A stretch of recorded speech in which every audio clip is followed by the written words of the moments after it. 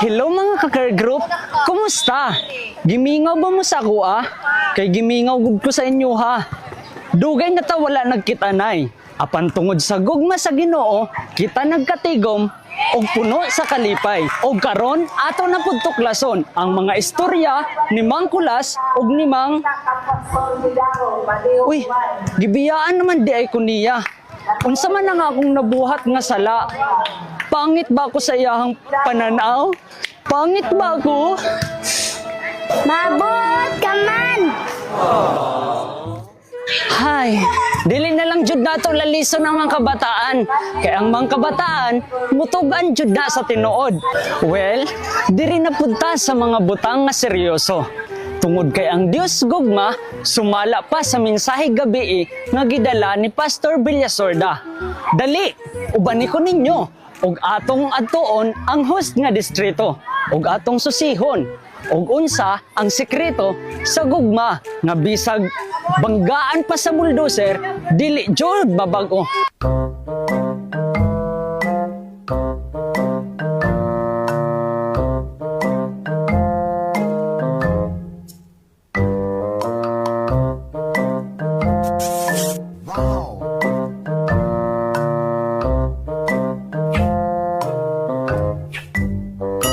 Sana all.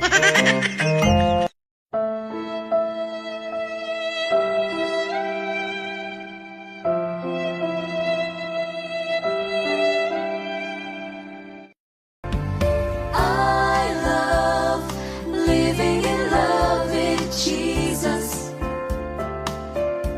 Oh no! I love knowing that He loves me. Kapait man ang kalam, kabuyaw eh. Ako, kapait man ang sa kinabuhi. Ang sao naman ay. Tabang! Tabang! Wow! Kapanuhas! Ay!